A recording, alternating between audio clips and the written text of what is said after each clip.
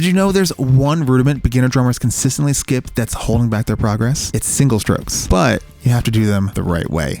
I've helped hundreds of beginner students fix critical mistakes and finally stop struggling with this fundamental rudiment, and as a result, their drumming got 10 times better. So in this video, I'm going to show you 6 easy to follow ways to master them to instantly unlock your speed, precision, and creativity behind the kit. Exercise 1 is all about working on your speed and making sure that no matter what hand you start with, what hand you end with, you're comfortable, and it's going to really help with your weaker hand as well. So we're going to start very simply with a measure of eighth notes, just your weaker hand, and this is important. 1 and 2 and followed by 16th notes singles starting with your dominant hand.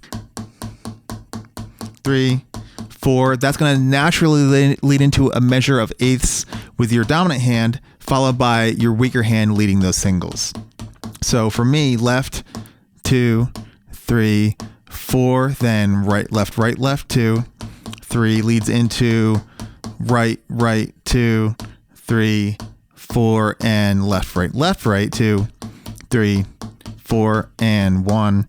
So this is the best way that I've found. When my teacher gave this to me, it helped so much with making sure that I can lead with either hand, get strong and fast, leading with my right hand or my left hand. Now you really want to make sure practice this with a metronome, very slow. Not even this speed, but even slower, and make sure those singles are really even. Now, when you're working on bouncy surfaces, then make sure you're really utilizing that rebound, staying nice and loose. And also, it's really good to practice this with a pillow. So you're playing on a pillow, you have no rebound available to you, but make sure you don't tense up either. Make sure the fingers stay closed when you don't have rebound. Keep the stick against your palm so that anywhere your wrist goes, your hand, your stick goes, right? So if your back fingers are not on the stick, it flops around. But if you keep your fingers closed, the stick against your palm, you're good to go. When you do that though, don't close up the front, because then you're going to be really tense and get tired in like 20 seconds. So make sure that you keep the gap open in the front. It's going to really help you play this for a long time. Eventually you get up to higher speeds like this. Now, as you start to go faster than that, even the faster you want to go, the lower your sticks have to go, because with less time, there's less distance you can travel. So you want to keep your sticks low in order to play fast. So check this out.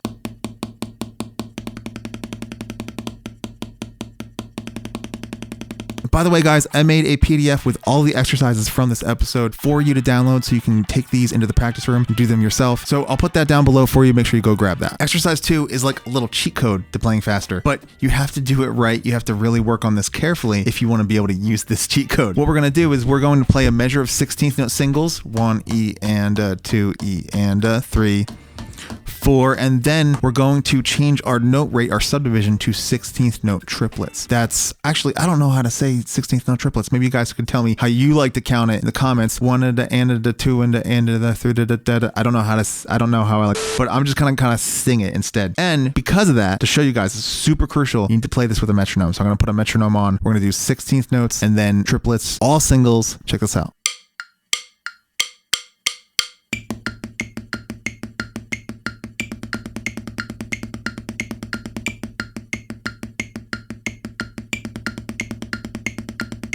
Now, if that's not feeling like tight in terms of timing, then make sure you slow way back down to a tempo like this. Check this out.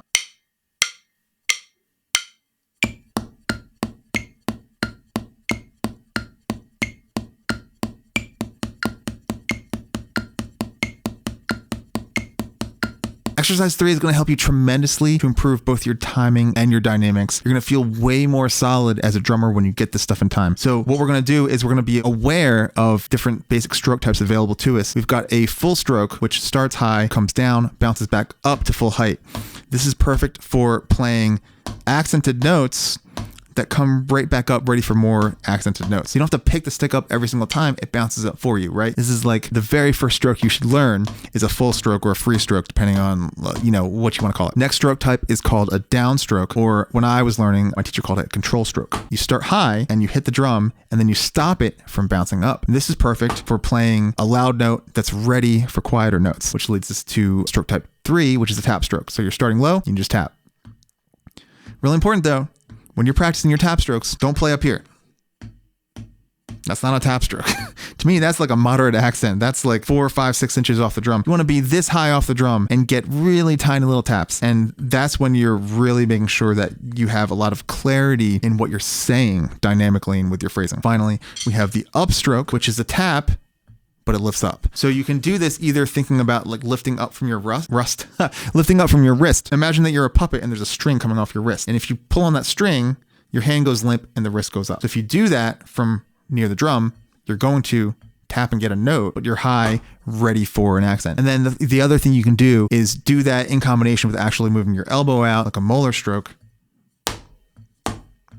The wrist version is just a miniaturized molar stroke.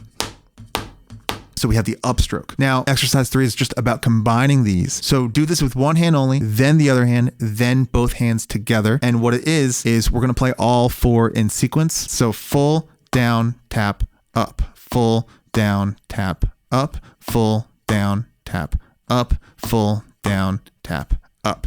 Then your opposite hand, then both hands. Full, down, tap, up, full, down, tap, up, full, down, tap, up. Exercise 4 is all about getting these techniques into actual musical phrases, things that are musically useful for you. So what I want you to do is take this exercise. We're going to play single strokes for it. When you see an accent on a one or an and, then you're going to accent with your right hand or your leading hand. And when you see an accent on an e or ah, that's going to be your non-leading hand, whatever that is for you. So this first part of exercise 4 looks like this.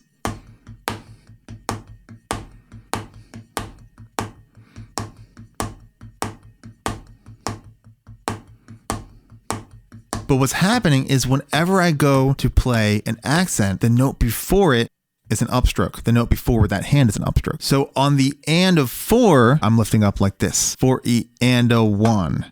4E and a 1 like that. 4E and a 1. Da, da, da, da, da. See the lifts? Watch my left hand, watch my right hand.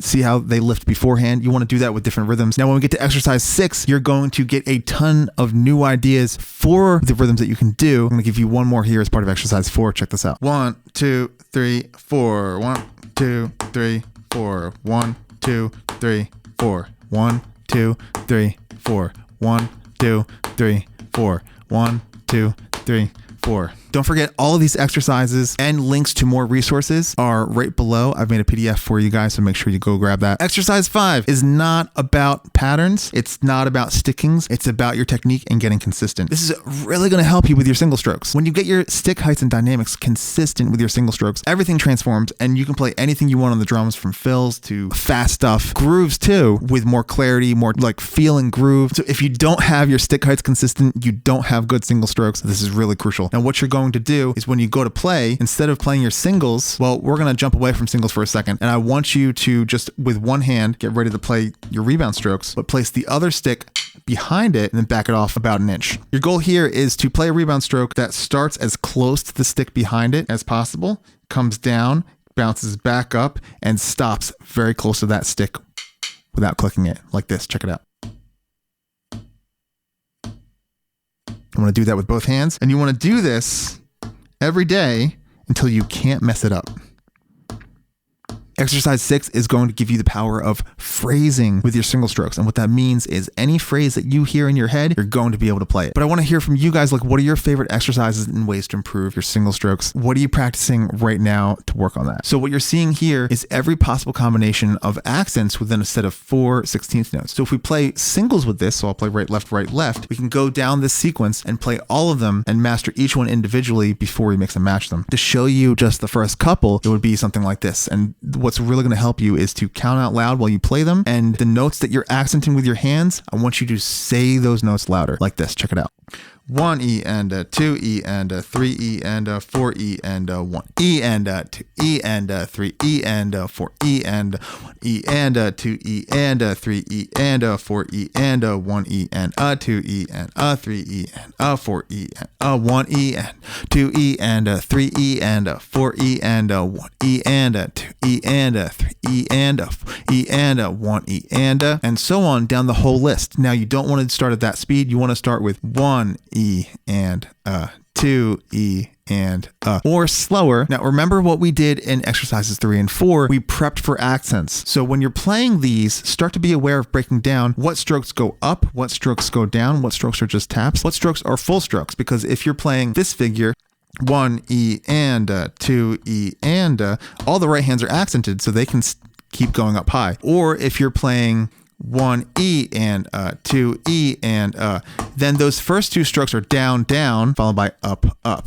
like that. Don't forget to download the exercises so you can take this to the practice room. Put that link below for you. But all these exercises are just the beginning, because if you want to truly master your single strokes, you need mastery over your hands and your feet. Yes, I said and your feet. So in order to do that, watch this video. We're going to show you exactly what you need to gain control over all of your limbs and really become free on the drums.